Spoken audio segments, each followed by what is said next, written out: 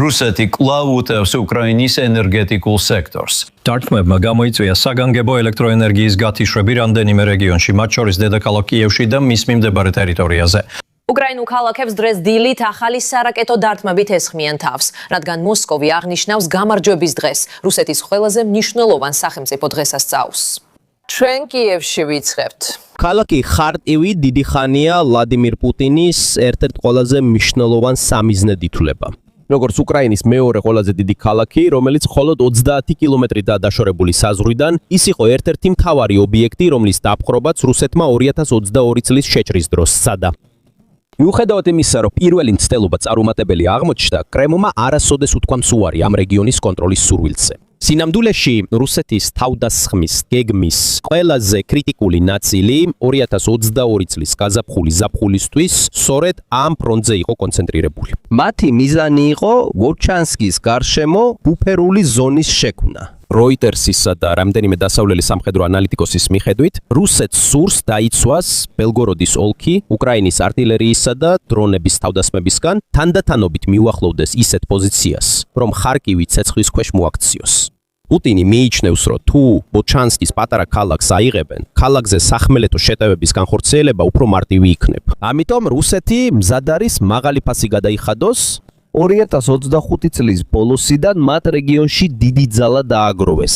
მათ შორის 79 მოტორიზებული ქვეითი დივიზია და კადიროვის ცნობილი ახმატის ძალები. მათ გამოიყენეს მცირე ჯგუფების შეღწევის სტარტაქტიკა და უცვათი საარტილერიო ზეწოლა, რათა უკრაინელების ძალა დაეცალათ. ამ სტრატეგიას სამი მიზანი აქვს. პირველი, უკრაინას ძალების დონეცკში გადაყვანა შეუშალოს ხელი. მეორე, ხარკოვის ოლქში ახალი ტერიტორიების მოპოვება. მესამე, რუსულ ტელევიზიაში ეჩვენებინათ, რომ წარმატებით დაიჩვეს საკუთარი საზღვრები. თუმცა 2026 წლის აპრილიდან მაისამდე უკრაინამ სიტუაცია შემოაბრუნა ძლიერი კონტრშეტევით. ვოვჩანსკი, რომელიც საზღვრიდან მხოლოდ 5 კილომეტრშია, აღარ იყო რუსეთის წინსვლის გზა, არამედ გადაიქცა სისხლიან ფრონტად, რომელმაც კრემლის გათვლები დაანგრია. ამ გარღვევის მთავარი გმირი იყო უკრაინის ეროვნული გვარდიის 23 შეტევითი ბატალიონი. მიუხედავად რთული რელიეფისა, მათ წარმატებით გაწმინდეს რუსეთის თავდაცვითი პოზიციები. ოფიციალური განცხადებების მიხედვით ეს იყო პირველი შემთხვევა მრავალი თვის განმავლობაში, როდესაც უკრაინამ, რომელიც დიდი ხანია თავდაცვაში იყო, ამ რეგიონში მნიშვნელოვანი კონტრშეტევა წამოიწყო. ამ მისიის სირთულის გასაგებად, წარმოიდგინეთ, როგორ გამოიყურება ბრძოლის ველი.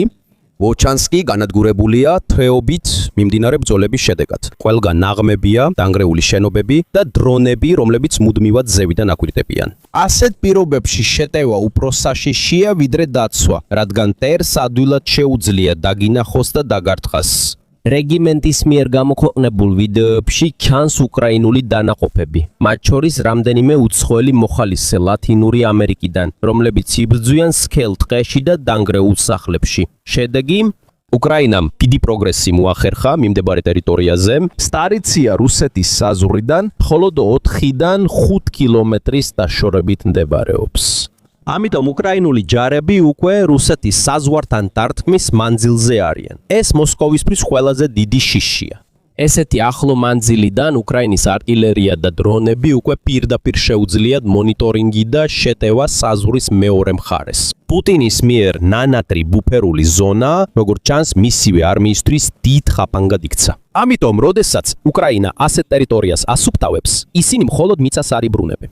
ისინი ამცირებენ რუსული ძალების სამალავებს, ასნსდებენ მათ თავდაცვას და აიძულებენ უკან დაიხიონ უფრო რთულად დასაცავ პოზიციებს. ვილჩას მიმართულებით უკრაინულმა მხარემ ასევე განაცხადა, რომ მათი ძალები სოფლის მიმდებარედ მიუახლოვდნენ და ვოჩანსკის სამხრეთ-აღმოსავლეთ ნაწილში რამდენიმე პოზიცია დაიბრუნეს. ეს დიდი გარღვევა არ არის, მაგრამ როცა ყველაფერს ერთად შევხედავთ, გზავნილი ნათელია. რუსეთის მიერ ჩრდილოეთ ხარკივში დაგეგმილი ბუფერული ზონა მოსკოვის სურვილისამებრ არ მუშაობს. იმის ნაცვლად, რომ ისინი უწყვეტად წინ მიიწევდნენ, იძულებულნი არიან დაიცვან თავი, უკან დაიხიონ და ხელახლა მოაწყონ თავიანთი ხაზები. და ეს მხოლოდ ვოვჩანსკში არ ხდება. ჩრდილო-აღმოსავლეთის ფრონტის სხვა ნაწილებში. მაგალითად, კუპიანსკის მიმართულებით უკრაინა აგრძელებს რუსეთის ზეწოლაზე პასუხისგაცემას მცირე, მაგრამ თანმიმდევრული კონტრშეტევებით.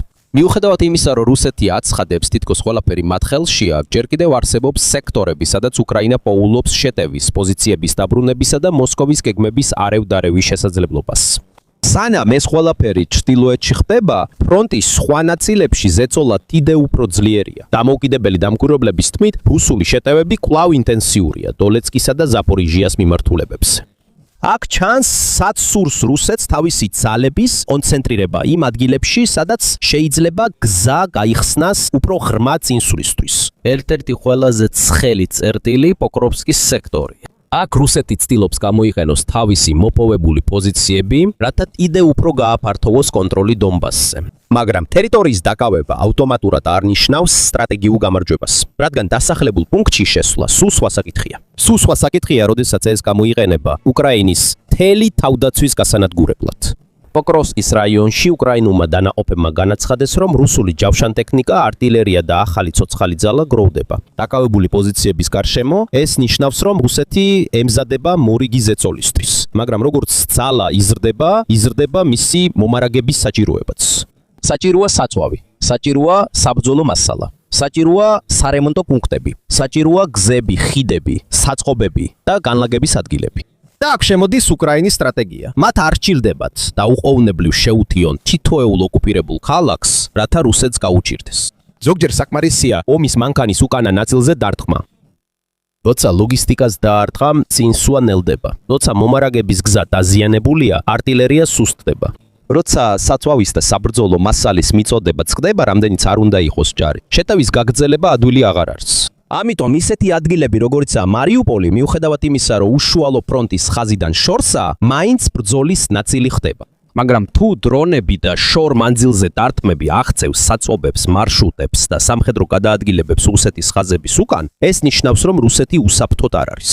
და ეს არის უფრო დიდი სურათი. ჩრდილოეთში უკრაინა უფერხებს ბუფერული ზონის გეგმას.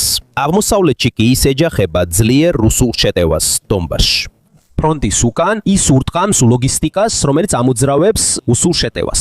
ოკუპირებული მარიუპოლის გარშემო რუსეთს ახალი პრობლემა აქვს. უკრაინული ჯარები ჯერ არ დაბრუნებულან უშუალოდ ქალაქში.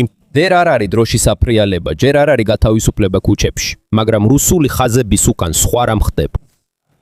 ASW-ის მიხედვით, უკრაინა იყენებს სადაზორო და შეტევით დრონებს, რათა დააკვირდეს და დაარტყას რუსულ მომარაგების მარშრუტებს დონეცკის რეგიონის ოკუპირებულ ნაწილებში. ასევე არსებობს გეოლოკაციური ვიდეო მასალა, რომელიც აჩვენებს თავდასხმებს რუსულ მანქანებზე, გზებზე, რომლებიც მარიუპოლში შესასვლელად და დამოსასვლელად გამოიყენება. ეს ნიშნავს, რომ რუსეთის ყოფილი უკანა ზონა აღარ არის მშვიდი. თუ ადრე რუს მძღოლს შეეძლო ეფიქრა, რომ ფრონტისკენ მგზავრობა უსაფრთხო იყო, ეხლა სიტუაცია შეიცვალა. თითოეული სატვირთო, თითოეული მანქანა, თითოეული კოლონა, თითოეული საწვავის ცისტერნა. დრონს შეუძლია დაინახოს ისინი, რადგან ფრონტის ხაზი მხოლოდ ჯარისკაცებით არ იმართება. ის მუშაობს საწვავით, ტყვიებით, საკვებით, სათადარიგო ნაწილებით, სარემონტო ჯგუფებით და უკანა ზონიდან უწყვეტი მოძრაობით. როდესაც ლოგისტიკა საფრთხის ქვეშაა ან შეფერხებულია, არტილერია სუსტდება. როდესაც არტილერია სუსტდება, შეტევა ნელდება. როდესაც შეტევა ნელდება, იმპულსი იკარგება. ეს ჯერ არ ნიშნავს, რომ უკრაინა მარიუპოლი კონტროლზე აიყვანა. ეს ჯერ კიდევ შორსაა, მაგრამ მესიჯი ნათელია. მაშინაც კი ტერიტორიების სიღრმეში, რომლებიც ოკუპირებულია, რუსული სამხედრო მოძრაობისთვის უსაფრთხო არ არის. და როდესაც ამას ჩრდილეთში მიმდინარე მოვლენებს დაუმატებთ, მოსკოვის პრობლემა კიდევ უფრო ნათელი ხდება. მოვჩანსკის მიმართულებით რუსული ძალები იძულებულნი არიან დაიცვან თავი რამდენიმე უკრაინული კონტრშეტევის შემდეგ. პოკროვსკისა და დონეცკის ხაზზე რუსეთის ზეწოლა კვლავ ძლიერია, მაგრამ ადამიანური ტექნიკისა და საბრძოლო მასალის დანაკარგები ძალიან დიდია. სამხრეთში კი დრონები ართულებენ მომარაგების მარშრუტებს ფრონტის უკან. ეს ნიშნავს, რომ რუსეთს პრობლემა მხოლოდ ერთ ადგილას არ აქვს. ჩრდილოეთში ბუფერული ზონის გეგმის შეჩერება. შუაში თითოეული კილომეტრი წინსვლა ძვირად ფასობს. ხაზის უკან ლოგისტიკას ურტყამენ. ამიტომ მიუხედავად იმისა, რომ რუსეთი კვლავ ცდილობს ზოგიერთი ტერიტორიის ავებას, უკვე აღარ არის ისეთი მარტივი ნარატივი, თითქოს წინსვლა უწყვეტია. პროგრესია არის, დიახ, მაგრამ ამას თავისი ფასი აქვს. და რაც უფრო მეტი დრო გადის, მით უფრო ძვირი ჯდება თითოეული ნაბიჯი. უკრაინისთვის ახლა მიზანი ყოველთვის დიდი გარღვევა არ არის. ზოგჯერ უფრო მნიშვნელოვანია მტრის შენელება, მათი მომარაგების არევა და მათი ძალების სხვადასხვა მიმართულებით გაბნევა. აქ დრონების ომი მნიშვნელოვანია. ეს არ ცვლის მთლიან საჰაერო ძალებს, მაგრამ მათ შეუძლია გზები, საწყობები და კონვოები, რომლებიც ადრე ბრძოლის ხაზის უკან იყო, საფრთხის ქვეშ დააყენოს. თანამედროვე ომში ფრონტის ხაზის უკან მდებარე ტერიტორია თავად ფრონტის ხაზად იქცა და ეს არის ყველაზე დიდი ცვლილება რუსეთისთვის. იმიტომ რომ თუ მარიუპოლის გზაზე მოძრავი სატვირთოები დრონებს უნდა ერიდებოდნენ, თუ საზღვართან მდებარე პოზიციები კონტრშეტევებისთვის უნდა მოემზადონ და თუ დონბასში ყოველი წინსვლა დიდ მსხვერპლს მოითხოვს, ეს ნიშნავს ერთ რამეს. რუსეთის სამხედრო მანქანა კვლავ მუშაობს, მაგრამ ის უკვე ვეღარ მუშაობს შეუფერხებლად. და ომში, რომელიც პოზიციებზე მომარაგებასა და დროზია დამოკიდებული, ზოგჯერ საკმარისია ერთი დაგვიანება, ერთი დაზიანებული კონვოი ან ერთი ხელახლა დაკავებული ტყის ზოლი, რომ შეცვალოს შემდეგი ბრძოლის მიმდინარეობა. სანამ ეს ყველაფერი ფრონტის ხაზზე ხდება, უკრაინის მიერ გამოყენებული მეთოდები ომის მომავალს აყალიბებს. ვოლჩანსკის ოპერაციაში 23 შეტევითმა პოლკმა კლასიკური ქვეითა ტაქტიკა და უპილოტო სისტემების გამოყენება გააერთიანა. სადაზვერვო დრონები თითოეული თხრილისა და ბუნკერის რუკას ადგენენ. FPV დრონები უტევდნენ რუსეთის პოზიციებს, მაშინ როცა სახმელეთო შეტევითი ჯგუფები მათ მხარდაჭერით მიიწევდნენ წინ. ადამიანი და მანქანა ოპერაციის თითოეულ ეტაპზე ერთად მუშაობდნენ. ეს არის ერთ-ერთი ყველაზე წარმატებული, აქტიური თავდაცვისა და ადგილობრივი კონტრშეტევის მოდელის განხორციელება, რომელიც უკრაინამ 2026 წელს შეიმუშავა. უკრაინა ასევე განალაგებს ახალ ხელოვნურ ინტელექტზე დაფუძნებულ თავდაცვის სისტემებს ბრძოლის ველზე. ფიბეროპტიკური დრონები, რომლებიც ფიზიკური კაბელებით იმართება და რუსეთის ელექტრონული ომის სისტემებისთვის მიუწვდომელია, უფრო და უფრო ხშირად გვხვდება ფრონტის ხაზზე. ასევე იტესტება ხელოვნურ ინტელექტზე დაფუძნებული ტურელები, რათა აღმოაჩინონ და ჩამოაგდონ რუსული უპილოტო საფრენი აპარატები, ხოლო სახმელეთო რობოტები უკვე აღარ არის მხოლოდ ექსპერიმენტული აღჭურვილობა. 2026 წლის პირველ კვარტალში 24500-ზე მეტი რობოტული მისია ჩატარდა. უკრაინა მხოლოდ კონტრშეტევებს არ ატარებს, არამედ თავად თავდაცვისა და შეტევის ტექნოლოგიას ცვლის. მაშ რა დარჩა პუტინს? ხარკოვში მისი ბუფერული ზონის გეგმა უკვე ჩამოიშალა. ჩრდილოეთში განლადებული ძალები იძულებულნი გახდნენ თავდაცვაზე გადასულიყვნენ და ვერ შეძლეს თავიანთი უკანა ტერიტორიის დაცვა. თუმცა რუსეთი კვლავ საშიშია და პუტინს კიდევ რამდენიმე კოზირი აქვს. ეს არის ზაფხულის შეტევა, 90,000 სატანკო დივიზიის ძალების ზრდა პოკროვსკის გარშემო და ორეხივის სექტორში მიუთითებს, რომ რუსეთი ამ ზაფხულს დონეცკში დიდ შეტევას გეგმავს. კრემლის ლოგიკა მარტივია. ჩრდილოეთში განცდილი მარცხის ანაზღაურება, სამხრეთ-აღმოსავლეთში ტერიტორიის აღებით.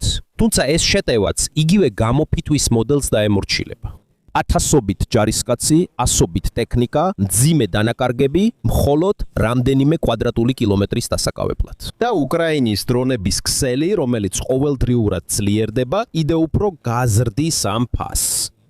მობილიზაცია. უკვე რამდენიმე თვეა, რაც კრემლი ცდილობს ჯარისკაცების დეფიციტის შევსებას რეზერვისტების ფარულად გამოძახებით. მაგრამ მას ეშინია სრული მობილიზაციის გამოცხადების. 2022 წლის ნაცნობრივმა მობილიზაციამ მასობრივი გაქცევები და პროტესტები გამოიწვია. შეიძლება პუტინი იძულებული გახდეს ეს ბარათი გამოიყენოს, მაგრამ თუ ამას გააკეთებს, ქაოსი თავად მის ქვეყანაში აფეთქდება. ენერგეტიკული ომი.